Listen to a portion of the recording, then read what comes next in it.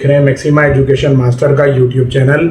आज का लेक्चर हमारा सेकेंड ईयर फिजिक्स के लेक्चर की सीरीज़ का दूसरा लेक्चर है। लेक्चर नंबर 1 में हमने चैप्टर नंबर 15 जो कि सेकेंड ईयर फिजिक्स का हमारा पहला चैप्टर है उससे स्टार्ट लिया था, और लास्ट जो टॉपिक हमने पढ़ा था वो स्टेट वेरिएबल्स तक हम पहुंच गए थे। तो आज का जो हमारा ऑब्जेक्टिव है वो मैं यहाँ पर मेंशन कर देता हूँ। हमारे आज के लेक्चर के जो ऑब्जेक्टिव्स हैं उसके अंदर हम गैसियस लॉज के बारे में पढ़ेंगे। इनके बारे में लास्ट लेक्चर के अंदर मैंने डिटेल में आपको समझाया था, और गैसियस लॉ जो हमको पढ़ने हैं तो वो हमें डिटेल के अंदर पढ़ना है बॉयल्स लॉ के बारे में, उसके बाद फिर चार्ल्स लॉ के बारे में पढ़ेंगे, देन हम डील करेंगे एवोगाड्रोस लॉ के बारे में, और फिर हमारे पास आएगी जनरल गैस इक्वेशन। तो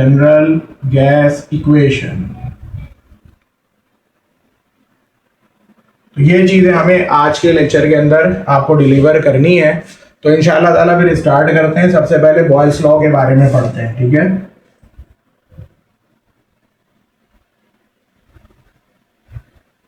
तो पहली चीज तो ये कि अगर आपको लास्ट लेक्चर याद हो तो लास्ट लेक्चर के अंदर मैंने आपको डिटेल के अंदर बताया था कि जो गैस के लॉज होते हैं वो बेसिकली स्टेट वेरिएबल्स का आपस में रिलेशन बता रहे होते हैं।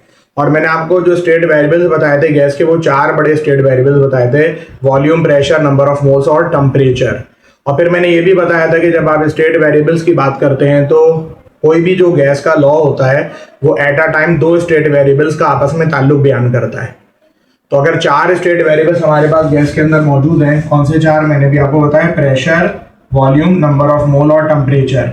तो एट अ टाइम कोई भी गैस का जो लॉ होगा, ये 3 लॉज हम पढ़ेंगे, तो आप देखिएगा ये तीनों लॉज में से पहला लॉ, दूसरा लॉ या तीसरा लॉ, जो सा भी लॉ है, तो कोई से 2 स्टेट वेरिएबल्स का आपस में रिलेशन बता रहा होगा। और जब 2 स्टेट वेरिएबल्स का आप आपस में रिलेशन बता रहे होते हैं तो बाकी जो स्टेट वेरिएबल्स होते हैं आप उनको नहीं छेड़ते, उनकी वैल्यू को आप क्या रखते हैं, उनकी वैल्यू को आप कांस्टेंट रखते हैं या उनकी वैल्यू को आप चेंज नहीं कर रहे होते। So Boyle's law is all about the relationship between volume and pressure. Boyle's law का जो ताल्लुक है वो वॉल्यूम और प्रेशर का आपस में रिलेशनशिप बताता है। तो पहली बात तो ये कि इन 4 स्टेट वेरिएबल्स में से कौन से 2 स्टेट वेरिएबल्स हो गए, वॉल्यूम हो गया और दूसरा तो हमारे पास क्या हो गया, प्रेशर हो गया। इनका ये बारे में बताएगा। तो कंफर्म बात है कि फिर नंबर ऑफ मोल्स और टेम्परेचर को क्या रहना चाहिए, कांस्टेंट रहना चाहिए, क्योंकि लॉ जिन 2 वेरिएबल्स के दरमियान है तो उसके अलावा जो 2 स्टेट वेरिएबल्स हैं वो कभी भी चेंज होने नहीं चाहिए। समझ रहे हैं आप इस बात को। अब बहुत सारे बच्चे इसके बारे में सोचते हैं कि ऐसा क्यों होता है कि जब हम कोई लॉ बताते हैं तो लॉ के अंदर ये मामला आता है कि मैंने जैसे कि अभी आपके सामने रखा कि 2 स्टेट वेरिएबल्स का अगर वो लॉ है तो बाकी जो स्टेट वेरिएबल्स हैं या बाकी जो वेरिएबल्स हैं जो उन पर असरअंदाज हो सकते हैं वो चेंज नहीं हो रहे होते। ऐसा क्यों होता है? मैं आपके सामने एक एग्जांपल रखता हूँ। देखिए, हम सब जानते हैं कि हम अपने मकान जब बनवाते हैं तो मजदूरों को हायर करते हैं। अच्छा, जितना ज़्यादा मजदूर की तादाद रखेंगे तो उतना मकान बनाने का अरसा आपका कम हो जाएगा। यानी आप ये कह सकते हैं कि कंस्ट्रक्शन के जो नंबर ऑफ डेज हैं वो इन्वर्सली प्रोपोर्शनल हैं किसके साथ, नंबर ऑफ वर्कर्स के साथ। कि वर्कर्स की तादाद अगर बढ़ेगी इनवर्सली और डायरेक्टली प्रोपोर्शनल का मुझे उम्मीद है कि आपको आइडिया होगा। अगर नहीं आइडिया है तो मैं बता देता हूं आपको। डायरेक्ट प्रोपोर्शन या डायरेक्ट रिलेशनशिप ऐसी चीज को कहा जाता है कि एक चीज को हम बढ़ाएं तो दूसरी भी बढ़ जाए और एक को घटाएं तो दूसरी भी घट जाए। जबकि इनवर्सली प्रोपोर्शनल के अंदर ये होता है कि एक क्वांटिटी को बढ़ाते हैं तो दूसरी घट जाती है और एक को घटाते हैं तो दूसरी वाली क्वांटिटी क्या हो जाती है, वो बढ़ जाती है। तो these are 2 types of relationships, ठीक है। एक डायरेक्टली प्रोपोर्शनल का रिलेशनशिप हो गया और एक इनवर्सली प्रोपोर्शनल का रिलेशनशिप हो गया। यहाँ तक बात आपको समझ में आ रही है ना? ये पहले भी वैसे आपने पढ़ा हुआ है 9 मैट्रिक फर्स्ट ईयर के अंदर, तो इसीलिए मैं उसको जरा तेजी से बता रहा हूँ। खैर बहरहाल, तो मैं ये कह रहा हूं कि आपके पास घर आप कंस्ट्रक्ट कर रहे थे तो मजदूरों की तादाद अगर आप बढ़ाएंगे तो मकान बनाने का अरसा कम हो जाएगा। सो इट मींस कि मजदूरों की तादाद और मकान बनाने का अरसा ये दोनों आपस में इनवर्सली प्रोपोर्शनल है, ठीक है। एक को बढ़ा रहे हैं तो दूसरा घट जा रहा है। लेकिन आप ये सोचें कि आपने मजदूरों की तादाद तो बढ़ा दी लेकिन आप उनको कंस्ट्रक्शन का जो रॉ मटेरियल है, सीमेंट, बजरी वगैरह, वो नहीं दे रहे या आप उनको तनख्वाह नहीं पे कर रहे, तो फिर अब क्या होगा? फिर तो नहीं होगा इस तरह ये मामला, फिर तो मकान जल्दी आपका नहीं बनेगा। अब आप बोले सर मैंने तो मजदूरों की तादाद बढ़ा दी थी लेकिन फिर भी जो है वो मकान बनाने का अरसा क्या रहा, मेरा कम नहीं हुआ। तो हम क्या बोलेंगे कि भाई इन 2 फैक्टर्स के अलावा आपने कोई और फैक्टर्स के साथ छेड़छाड़ करी है? तो आप जवाब देंगे बिल्कुल मैंने करी है। मैंने मजदूरों को सीमेंट नहीं सप्लाई करी, मैंने उनको पैसे वक्त पे नहीं करे, तो वही बात आ गई ना कि जब दो वेरिएबल्स का आपस में रिलेशनशिप बनाओ या दो वेरिएबल्स का आपस में रिलेशनशिप निकाल रहे होगे तो बाकी जो फैक्टर्स उन पर असरअंदाज हो सकते हैं, तो यू हैव टू कीप दो अदर फैक्टर्स कांस्टेंट। आपको उन फैक्टर्स के साथ छेड़छाड़ नहीं करनी है। यानी आप मजदूर की तादाद बढ़ा रहे हैं तो मकान बनाने का खर्चा कम हो जाएगा, लेकिन शर्त क्या है कि बाकी जो अवामिल हैं, बाकी जो फैक्टर्स हैं जो इन चीजों पर असरअंदाज हो सकते हैं, उनको नहीं छेड़ना है। तो सिमिलरली हमारा केस भी यही है कि भाई वॉल्यूम और प्रेशर का अगर आप रिलेशनशिप बता रहे हैं तो फिर और कौन से स्टेट वेरिएबल हैं गैस के, नंबर ऑफ मोल और टेम्परेचर, या ये कह लो कि गैस का मास या गैस की अमाउंट और उसका टेम्परेचर, तो इन दोनों को नहीं छेड़ना, क्योंकि अगर इनको छेड़ोगे तो लॉ खराब हो जाएगा। बहरहाल अभी मैं एक सिंपल सी बात करता हूं। फर्ज करें आपके पास एक बलून ऑफ गैस है, गैस का एक बलून है, उसका अपना एक वॉल्यूम है। अब अगर मैं इसके ऊपर प्रेशर अप्लाई करूंगा, प्रेशर बढ़ाऊंगा, तो आप खुद सोचिए कि क्या होगा, गैस के बलून का साइज क्या हो जाएगा, कम हो जाएगा। प्रेशर बढ़ाने पे गैस के बलून का वॉल्यूम कम हो गया, प्रेशर बढ़ाया वॉल्यूम कम हो गया, तो कौन सा प्रोपोर्शनल हुए, इनवर्सली प्रोपोर्शनल हो गए। तो हम सीधी सी बात ये कह सकते हैं कि बॉयल्स लॉ ये कहता है कि वॉल्यूम और प्रेशर आपस में इनवर्सली प्रोपोर्शनल है, प्रोवाइडेड कि ये कंडीशंस आपकी चेंज ना हो, नंबर ऑफ मोल और टेम्परेचर चेंज ना हो। अब मैं ये भी समझा देता हूँ कि क्यों।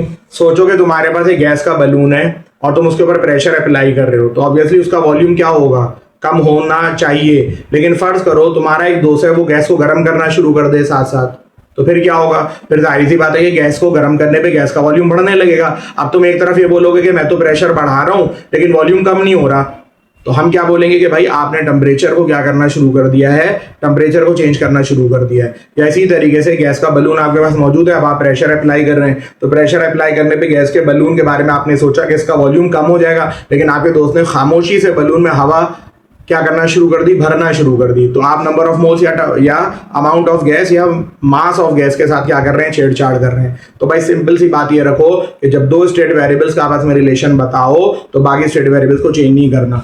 अब हम सब ये बात जानते हैं अच्छी तरह की, प्रोपोर्शनैलिटी का निशान हटता है तो इक्वल टू के साथ क्या आ जाता है, कांस्टेंट आ जाता है। के लिखना चाहो के लिख दो, पूरा कांस्टेंट भी लिख सकते हो, चाहो तो खाली के भी लिख सकते हो, मर्जी है आपकी। और नीचे आ गया पी, अब पी यहाँ डिवाइड कर रहा है, वहां जाकर क्या करेगा, मल्टीप्लाई करेगा। हमारे पास मैथमेटिकल एक रिलेशन बन गया P V equal to constant. लेकिन इसकी भी वही शर्त है कि इन शर्तों के ऊपर पी और वी मल्टीप्लाई करने पे आंसर कांस्टेंट देते हैं। इसका क्या मतलब है, इसका मतलब ये है कि देखो बॉयल्स लॉ की बेसिकली ना दो एक्सप्रेशंस हैं, दो एक्सप्रेशन नहीं सॉरी, दो उसकी स्टेटमेंट्स हैं।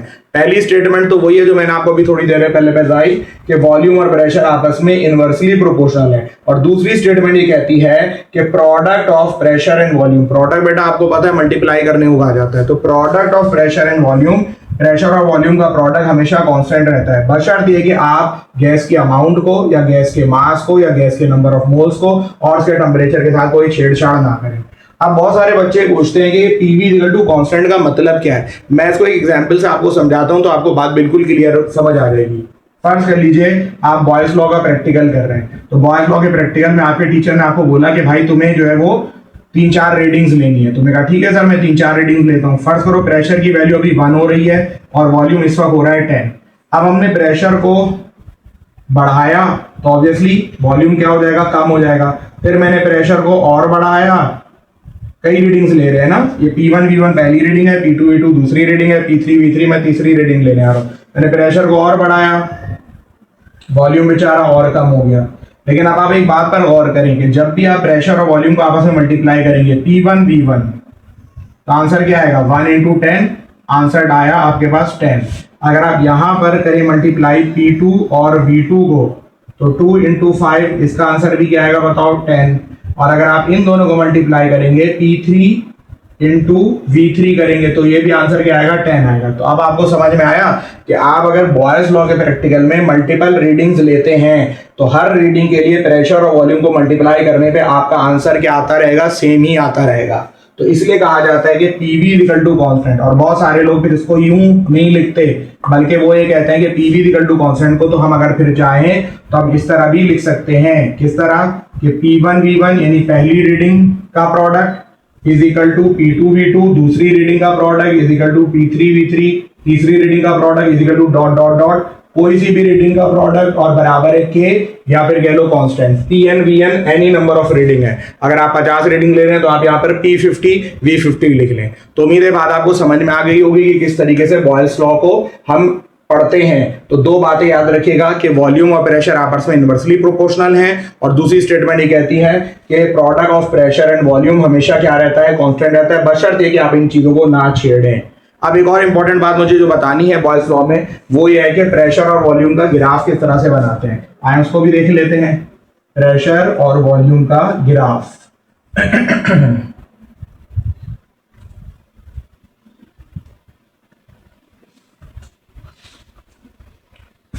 ग्राफ जब भी बनाया जाता है तो इसमें एक इंपॉर्टेंट बात याद रखिए कि दो एक्सिस होते हैं, एक एक्स एक्सिस कहलाता है, एक वाई एक्सिस कहलाता है। एक्स एक्सिस के ऊपर हम हमेशा इंडिपेंडेंट क्वांटिटी को रखते हैं, QTY स्टैंड्स फॉर क्वांटिटी की शॉर्ट फॉर्म है, और वाई एक्सिस के ऊपर हमेशा डिपेंडेंट क्वांटिटी को रखा जाता है।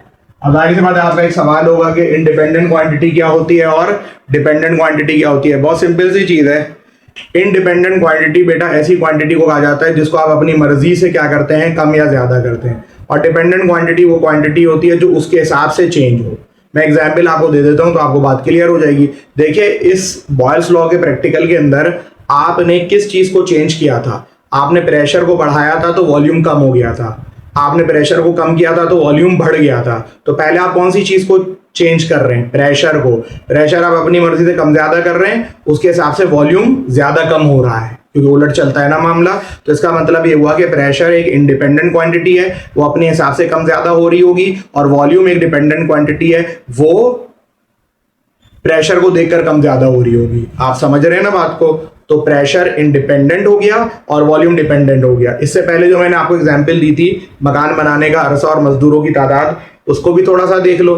मकान बनाने का अरसा और मजदूरों की तादाद के अंदर जो मजदूरों की तादाद है वो इंडिपेंडेंट है। आप मजदूर की तादाद बढ़ाएंगे तो मकान बनाने का अरसा कम होगा, आप मजदूर की तादाद घटाएंगे तो मकान बनाने का अरसा बढ़ेगा। तो वो क्वांटिटी जो आप अपनी मर्जी से कम ज्यादा करते हैं वो इंडिपेंडेंट कहलाती है, वो एक्स एक्सिस पे रखी जाती है। इट मींस कि मुझे यहाँ पर क्या रखना पड़ेगा, प्रेशर को रखना पड़ेगा, और जो डिपेंडेंट क्वांटिटी है वो मेरे केस में यहाँ पर क्या है, वॉल्यूम है। तो प्रेशर और वॉल्यूम चूंकि इनवर्सली प्रोपोर्शनल है, और आपने 9 मैट्रिक क्लास वगैरह में पढ़ा हुआ है कि इनवर्सली प्रोपोर्शनल क्वांटिटीज का जो ग्राफ होता है वो पैराबोलिक होता है। क्योंकि अगर यहाँ पर देखो ना, ये फर्ज करो ये क्या है, प्रेशर है, तो प्रेशर यहाँ पर कम है तो वॉल्यूम क्या होगा, लाजमन तौर से ज्यादा। एक पॉइंट ये आ गया। अब मैंने प्रेशर को बढ़ाकर P2 पे पहुंचा दिया तो वॉल्यूम ऑटोमेटिकली V1 से घटकर कहाँ आ जाएगा, V2 पे आ जाएगा। ऐसे ही होना चाहिए ना। यहाँ पर आप ओरिजिन के जितना करीब होंगे वैल्यू उतनी कम होगी। ओरिजिन है इब्तदा, यहाँ P1 कम है P2 ज्यादा है, यहाँ पर V2 कम है V1 ज्यादा है। तो प्रेशर P1 चूंकि कम था तो वॉल्यूम V1 ज्यादा था, ये पॉइंट प्लॉट हो गया। अब प्रेशर P2 ज्यादा है तो वॉल्यूम V2 कम है, ये एक और पॉइंट प्लॉट हो गया। ये दो पॉइंट प्लॉट हो गया, और ये ग्राफ आपको इस तरह से पैराबोलिक कर्व मिल जाएगा। आप समझ रहे हैं बात को। अगर आप चाहें तो एक काम और भी कर सकते हैं, रेक्टेंगल्स बना सकते हैं। यहां पर आप कैसे देखिएगा जरा गौर से। ये P1 की रीडिंग है, ये जाकर V1 से हिट कर रही है, क्योंकि P1 प्रेशर के करस्पॉन्डिंग वॉल्यूम ये V1 है। तो ये मेरे पास क्या है, ये मेरे पास एक एरिया है जो कि किससे ताल्लुक रखता है, P1 V1 से ताल्लुक रखता है। गौर से अब इस बात को समझना। ये एक रेक्टेंगल बना, इसका नाम रेक्टेंगल 1 है। क्या नाम है इसका, रेक्टेंगल 1। और रेक्टेंगल 1 का अगर मैं तुम लोगों से एरिया निकालने कहूंगा, इसका क्या निकालने कह रहा हूं मैं तुम लोगों से, एरिया। तो एरिया बेटा कैसे निकलता है, लेंथ इनटू ब्रेथ। ऐसी है तो लेंथ तो हो गई तुम्हारी V1, क्योंकि यहां से लेकर यहां तक V1 है, ये हो गई लेंथ। और ब्रेथ क्या है, ब्रेथ है P1। तो V1 P1, तो इस V1 P1 को आप P1 V1 भी लिख सकते हैं। नाउ अब मैं करने क्या जा रहा हूं, मैं एक और रेक्टेंगल बनाने जा रहा हूं, और उसके लिए देखो ये मेरे पास V2 है। इस V2 का मैं P2 के साथ क्या करने जा रहा हूं, एक रेक्टेंगल बनाने जा रहा हूं। मेरे पास ये पॉइंट था P2 V2, ठीक है ना अभी। और अब आप इस रेक्टेंगल को गौर से देखिएगा। इस रेक्टेंगल का जो एरिया बन रहा है वो ये है। अगर मैं आपसे कहता हूं कि रेक्टेंगल 2 का एरिया बताओ कि क्या है, तो लेंथ इनटू ब्रेथ यहां भी करोगे। इसकी लेंथ यहां से लेकर यहां तक P2 बन रही है। और इसकी ब्रेथ वो ये रही, ये V2 है। तो अब अगर मैं आपसे पूछूं कि क्या अपेरेंटली देखने से आपको आइडिया हो रहा है कि रेक्टेंगल 1 और रेक्टेंगल 2 दोनों का एरिया तकरीबन क्या है? दोनों का एरिया तकरीबन सेम है, रेक्टेंगल 1 और रेक्टेंगल 2 का। देख लो ये जो शेडेड रीजन है, तो हम ये लिख सकते हैं कि P1 V1 बराबर है P2 V2 के।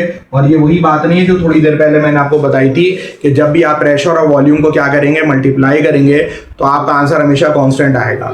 ठीक है, तो ये बात मैंने आपके सामने किसका चार्ट बनाकर, किसका ग्राफ बना के, सॉरी, बॉयल्स लॉ का प्रेशर वॉल्यूम का ग्राफ बनाकर आपको समझा दिया है। इस ग्राफ को एक तरीके से और भी बनाया जा सकता है, आए वो भी देखते हैं हम। ठीक है, और चलें थोड़े से उसके लिए पहले मैं जगह बना लेता हूं।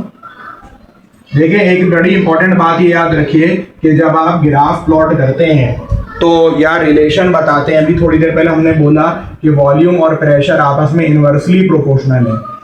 क्या आपको पता है कि मैं इस चीज को डायरेक्टली प्रोपोर्शनल के तौर से भी पढ़ सकता हूं? तो सवाल ये पैदा हुआ, डायरेक्टली प्रोपोर्शनल के तौर से कैसे पढ़ सकता हूं मैं इसको? मैंने पढ़ा कि वॉल्यूम और प्रेशर आपस में इनवर्सली प्रोपोर्शनल हैं। इसी चीज को डायरेक्टली प्रोपोर्शनल के तौर से ऐसे पढ़ा जा सकता है कि हम ये कहें कि वॉल्यूम और 1 ओवर प्रेशर डायरेक्टली प्रोपोर्शनल है। वॉल्यूम और 1 ओवर प्रेशर, या कह लें कि वॉल्यूम और प्रेशर का इनवर्स डायरेक्टली प्रोपोर्शनल है।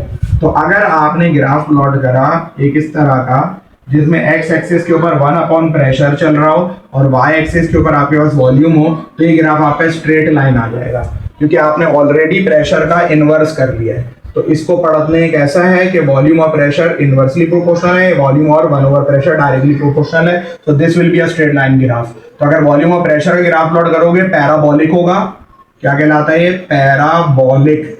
लेकिन अगर वॉल्यूम और 1 ओवर प्रेशर का ग्राफ प्लॉट करोगे तो स्ट्रेट लाइन आएगा। एक ग्राफ और मैं आपको प्लॉट करके दिखा देता हूं, आपके कोर्स में तो ऐसे नहीं है, लेकिन सीख लें इसको कि अगर हम प्रेशर के तहत पीवी का ग्राफ प्लॉट करें, तो अभी आपने थोड़ी देर पहले पढ़ा था पीवी इक्वल टू क्या पढ़ा था? कांस्टेंट। इसका मतलब है एक स्ट्रेट लाइन ऐसे आ जाएगी, क्योंकि ना ये बढ़ेगी ना ये घटेगी, स्ट्रेट रहेगी, क्योंकि आपने खुद बोला है कि पीवी इक्वल टू कांस्टेंट। चाहे आप यहाँ प्रेशर ले लो, चाहे आप यहाँ वॉल्यूम ले लो, वो आपकी मर्जी है, लेकिन ग्राफ स्ट्रेट लाइन ही आएगा। तो उम्मीद है आपको बॉयल्स लॉ के ग्राफ समझ में आ गए होंगे। अब हम अपने नेक्स्ट ऑब्जेक्टिव की तरफ मूव करते हैं, और हमारा जो अगला ऑब्जेक्टिव है डेट इज चार्ल्स लॉ। इसको मैं मिटा देता हूं क्योंकि ऑब्जेक्टिव तो क्लियर हो गए हैं अल्हम्दुलिल्लाह। तो बस ये है कि इनको अब हम समझेंगे खाली।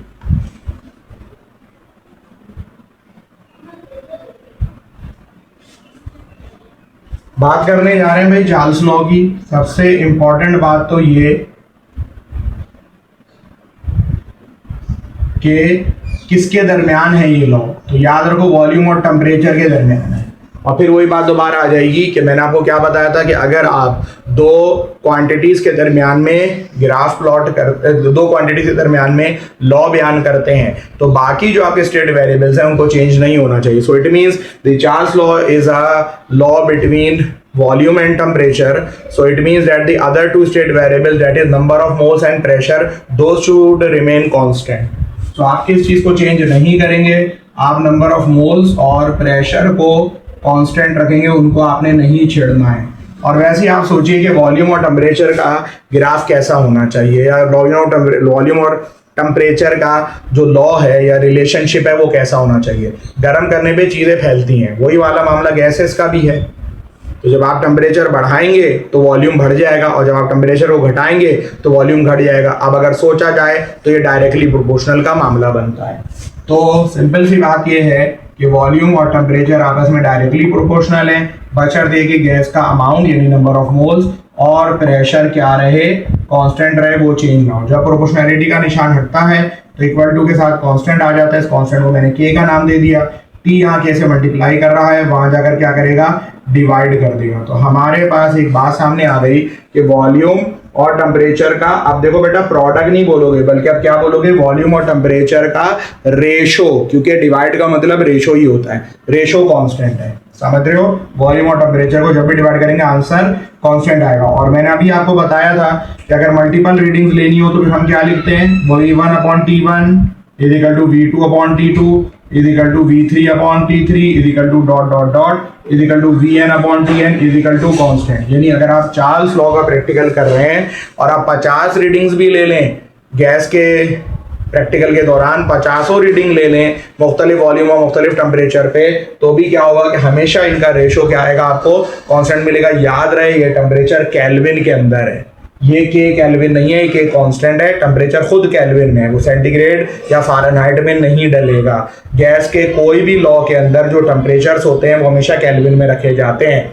तो अब मैं चाहता हूं कि आप मुझे वॉल्यूम और टेम्परेचर का ग्राफ प्लॉट करके दें। अभी थोड़ी देर पहले भी मैंने आपको बताया कि जब आप ग्राफ प्लॉट करते हैं तो एक्स एक्सिस के ऊपर इंडिपेंडेंट क्वांटिटी रखी जाती है और वाई एक्सिस के ऊपर डिपेंडेंट क्वांटिटी रखी जाती है। तो अभी इतनी बहस के बाद ये बात तो साबित हो चुकी है कि टेम्परेचर इंडिपेंडेंट है, क्योंकि वो बढ़ा घट रहा है तो उसके हिसाब से वॉल्यूम कम ज्यादा हो रहा है। तो टेम्परेचर अगर इंडिपेंडेंट क्वांटिटी है तो अब हम क्या करने आ रहे हैं, जरा इधर देखिएगा गौर से।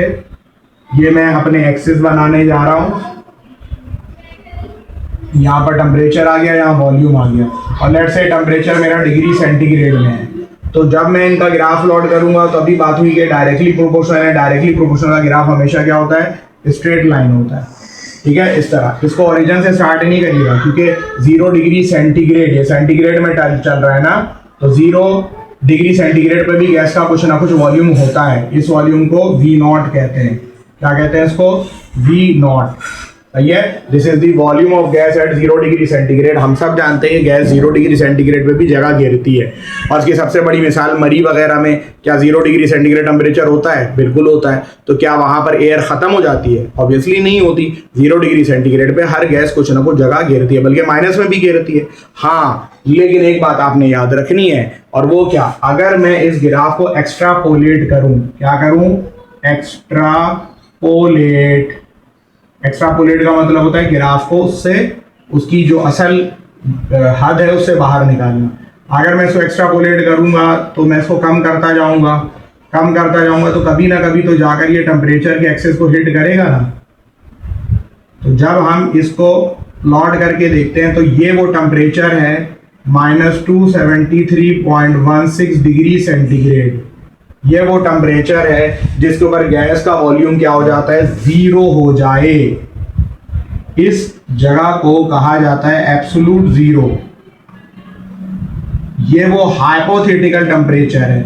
क्या है, हाइपोथेटिकल टेम्परेचर। सवाल ये पैदा हुआ, हाइपोथेटिकल क्यों, रियल नहीं है क्या ये, अभी समझाते हैं आपको। ये वो हाइपोथेटिकल टेम्परेचर है, यानी -273.16 डिग्री सेंटीग्रेड, जिसपे गैस के वॉल्यूम को 0 हो जाना चाहिए, इसलिए इसको एब्सोल्यूट 0 भी कहते हैं। और इसका एक नाम और भी है, वो भी मैं लिख देता हूं, इसको 0 केल्विन भी कहा जाता है।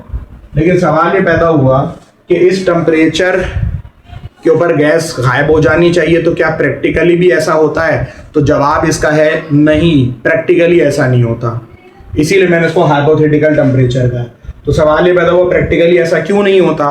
प्रैक्टिकली बेटा इसलिए ऐसा नहीं होता कि जब आप अपनी गैस को ठंडा करना शुरू करते हैं ना, एग्जाम्पल ले लें, लेट से नाइट्रोजन गैस के साथ आपने ये वाला प्रैक्टिकल करना शुरू किया। आपने कहा मैं इसको ठंडा करूंगा और उसका टेम्परेचर -273.16 डिग्री सेंटीग्रेड पर पहुंचाऊंगा और देखूंगा कि ये गायब हो जा रही है, इसका वॉल्यूम खत्म हो रहा है कि नहीं हो रहा है। तो होगा क्या, जब आप अपने नाइट्रोजन गैस को ठंडा करने लगेंगे ना, तो -196 डिग्री सेंटीग्रेड पे ही आप जब पहुंचेंगे। अभी -196 पर पहुंच रहे हैं और -273 काफी आगे है। तो -196 पे नाइट्रोजन गैस लिक्विड बन जाएगी, और अगर आपने मजीद उसको ठंडा किया तो वो सॉलिड बन जाएगी। और वंस नाइट्रोजन गैस नहीं रही, वो लिक्विड बन गई, तो फिर ये वाला तो ग्राफ उसके ऊपर अप्लाई भी नहीं होगा, क्योंकि this graph is exclusively only for gases. ये सिर्फ गैसेस के लिए ग्राफ है, तो बेकार हो गया सारा मामला।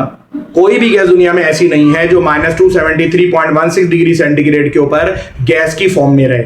हर गैस -273.16 डिग्री सेंटीग्रेड पर पहुंचने से पहले लिक्विड बन जाती है। ज्यादा ठंडा करेंगे तो सॉलिड हो जाएगी।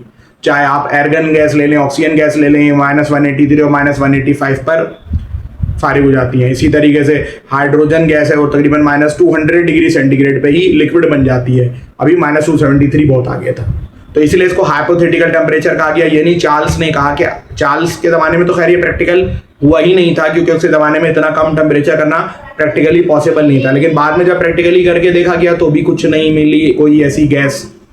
तो इसीलिए तो हम लोग कहते हैं कि जो रियल गैसेज होती हैं ना, वो गैस के कवानीन को लो टेम्परेचर पे फॉलो नहीं करती हैं और हाई प्रेशर पे भी फॉलो नहीं करती।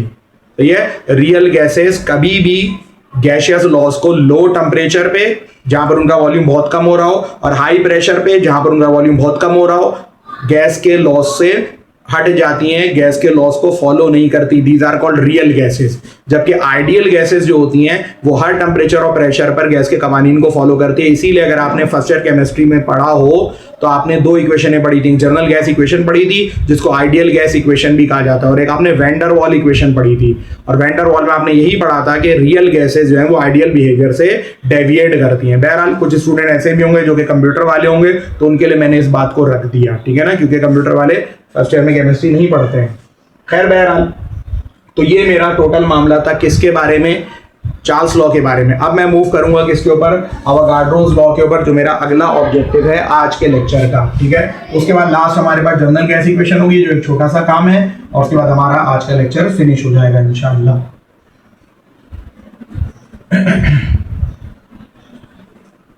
अच्छा जनाब, बहुत आसान सा लॉ है एवोगाड्रोस लॉ, बिल्कुल भी मासूमाना सा लॉ है, एकदम सिंपल सा एवोगाड्रोस लॉ। और इस लॉ की बेसिकली दो क्या हैं, दो शक्लें हैं या कह लो दो स्टेटमेंट्स हैं। पहली स्टेटमेंट तो ये कहती है, बहुत ही सिंपल सी है, एक तो पहली बात है कि इन दो के दरमियान बनाया गया वॉल्यूम और नंबर ऑफ मोल। तो ऑब्वियसली कि प्रेशर और टेम्परेचर ये दोनों चीज़ें आपने क्या रखनी है, फिर कांस्टेंट रखनी है। अब आप खुद ही सोचिए कि अगर आपके पास एक गुब्बारा मौजूद हो, एक बलून मौजूद हो, और आप उस बलून के अंदर हवा भरना शुरू कर दें, उस बलून को इन्फ्लेट करने लगें, तो उसका वॉल्यूम क्या होना शुरू हो जाएगा, बढ़ना शुरू हो जाएगा। और अगर आप उसमें से हवा निकालेंगे तो उसका वॉल्यूम क्या होना शुरू हो जाएगा, कम होना शुरू हो जाएगा। तो भाई नंबर ऑफ मोल्स या गैस भरने से, क्योंकि नंबर ऑफ मोल आपको अच्छी तरह पता है कि अमाउंट ऑफ गैस को नंबर ऑफ मोल से शो किया जाता है। तो गैस की अमाउंट अगर आप बढ़ा रहे हो तो वॉल्यूम भी गैस का क्या हो रहा है, बढ़ रहा है, और अगर कम कर रहे हो तो वॉल्यूम भी गैस का क्या हो रहा है, कम हो रहा है। तो ये आपस में डायरेक्टली प्रोपोर्शनल हुआ ना। तो वॉल्यूम और नंबर ऑफ मोल्स आपस में क्या है, डायरेक्टली प्रोपोर्शनल है। बशर्ते देखिए प्रेशर और टेम्परेचर क्या रहे, आपका कांस्टेंट रहे। जब भी प्रोपोर्शनैलिटी का निशान हटेगा तो बहुत दफा बात हो गई है, इक्वल टू के साथ कांस्टेंट आएगा, आपको के लिखना है, के लिख दें, कांस्टेंट पूरा लिखना है, पूरा लिख दें, और एन यहाँ डिवाइड कर रहा है, वहाँ मल्टीप्लाई कर रहा है, वहाँ जाकर क्या करेगा, डिवाइड करेगा। फिर वही बात मल्टीपल रीडिंग लेनी होगी, पिछले लॉज में आपने देख लिया। तो आप क्या करेंगे, V1 upon N1, V2 upon N2, V3 upon N3, multiple readings है, is equal to dot dot dot is equal to Vn upon Nn is equal to क्या, कांस्टेंट। तो अब एक बड़ी सिंपल सी बात है कि अगर आप वॉल्यूम और नंबर ऑफ मोल्स का ग्राफ प्लॉट करते हो तो क्या होगा। पहली बात तो ये कि अभी मैंने आपको बताया कि ग्राफ जब आप प्लॉट करते हैं, और ये 2D ग्राफ है, 2 डायमेंशनल ग्राफ उन ग्राफ्स को कहते हैं जिनमें सिर्फ एक्स एक्सिस और वाई एक्सिस होता है, वरना 3 डायमेंशनल ग्राफ्स भी होते हैं और 4 डायमेंशनल भी बनाने की कोशिश करी जा सकती है। बहरहाल खैर, तो अभी मैंने आपको बताया था कि एक्स एक्सिस के ऊपर आप इंडिपेंडेंट क्वांटिटी को रखते हैं। तो इतनी डिस्कशन के बाद बेटा आपको खुद ही समझ में आ गया होगा, पहले बलून में गैस का अमाउंट ठूसना पड़ेगा। जब आप अमाउंट भरेंगे तो उसके वॉल्यूम में इजाफा होगा। तो इट मीन्स के जो गैस का अमाउंट है या जो नंबर ऑफ मोल्स है वो क्या है, इंडिपेंडेंट क्वांटिटी है, और जो वॉल्यूम है डेट इज डिपेंडेंट क्वांटिटी। तो इंडिपेंडेंट क्वांटिटी को एक्स एक्सिस पे रखना है, यानी यहाँ पर नंबर ऑफ मोल्स आ गए और यहाँ पर वॉल्यूम आ गया। और चूंकि अगर गैस बिल्कुल भी नहीं होगी तो वॉल्यूम होगा ही नहीं, तो ये ग्राफ बिल्कुल जीरो से स्टार्ट होगा। डायरेक्टली प्रोपोर्शनल ग्राफ इसी तरह बनता है। तो उम्मीद है आपको एवोगाड्रो लॉ भी समझ में आ गया होगा। लास्ट नंबर सब हमको करना है और वो है हमारी जनरल गैस इक्वेशन या आइडियल गैस इक्वेशन, और इसको इक्वेशन ऑफ स्टेट्स भी कहा जाता है। ये सारे इसके नाम है, मैं लिख भी देता हूं अभी।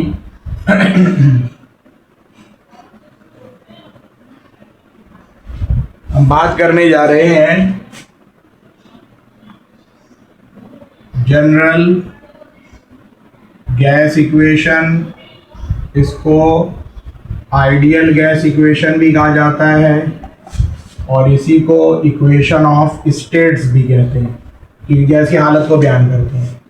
Basically ideal gas equation ideal gases पर अप्लाई होती है, और अभी थोड़ी देर पहले भी मैंने आपको बताया था कि ideal gas versus real gas. मैंने क्या बताया था, आइडियल गैस ऐसी गैस होती है जो कि एग्जिस्ट ही नहीं करती, पहली बात सही है। और आइडियल गैस हर टेम्परेचर और हर प्रेशर पे गैस के कवानीन को फॉलो करती है, but such a gas does not exist. Real gases जो असल में गैसेस पाई जाती हैं, नाइट्रोजन, हाइड्रोजन, ऑक्सीजन, ये सारी रियल गैसेस हैं। ये दो ऐसी जगह हैं जहां पर गैस के कवानीन को फॉलो नहीं करती, और वो दोनों जगह ऐसी हैं जो उसके वॉल्यूम को बहुत कम कर रही होती हैं। जब गैस का वॉल्यूम बहुत कम हो जाता है ना, तो वो आइडियल बिहेवियर से डेविएट कर जाती है, आइडियल बिहेवियर से हट जाती है, जब वॉल्यूम बहुत कम हो रहा हो गैस का। और वो दो मुकाम कौन से हैं? एक वेरी हाई प्रेशर और दूसरा मुकाम है वेरी लो टेम्परेचर। ये वो दो मुकामात हैं जहां पर रियल गैसेस आइडियल बिहेवियर से डेविएट कर जाती हैं। तो हमारी ये जो इक्वेशन है इसका ताल्लुक रियल गैसेस से नहीं है, ठीक है, उसका ताल्लुक सिर्फ आइडियल गैस के साथ है। अगर आपको रियल गैसेस के बारे में पढ़ना है तो आपने फर्स्ट ईयर केमिस्ट्री में ये पढ़ा हुआ है, ये वैन डर वाल इक्वेशन आपको फिर पढ़नी पड़ेगी, ठीक है। ये रियल गैसेस से डील करती है, जिसके बारे में आपने शायद आपको याद भी हो, P + AN² अपॉन V², ठीक है ना, V - NB = nRT। This is the van der Waals equation. इसमें A और B वैन डर वाल कॉन्स्टेंट्स होते हैं, बाकी चीजें अपनी जगह है।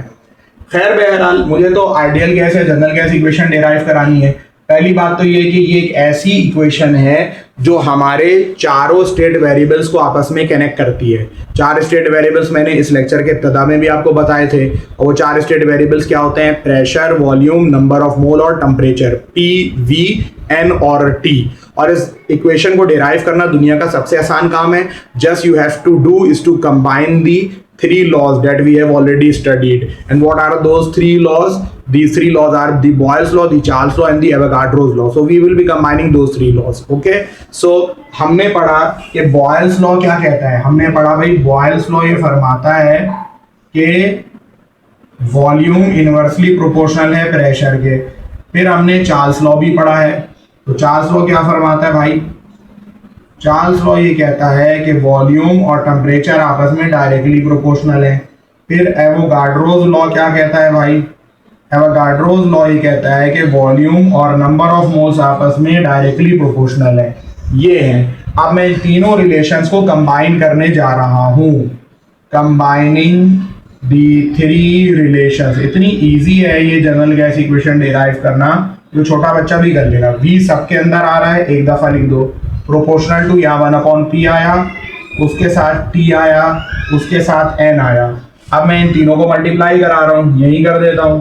तो V डायरेक्टली प्रोपोर्शनल है NT/P के, NT/P। और जब प्रोपोर्शनैलिटी का निशान हटेगा बेटा तो क्या होगा? इक्वल टू के साथ कांस्टेंट आ जाएगा।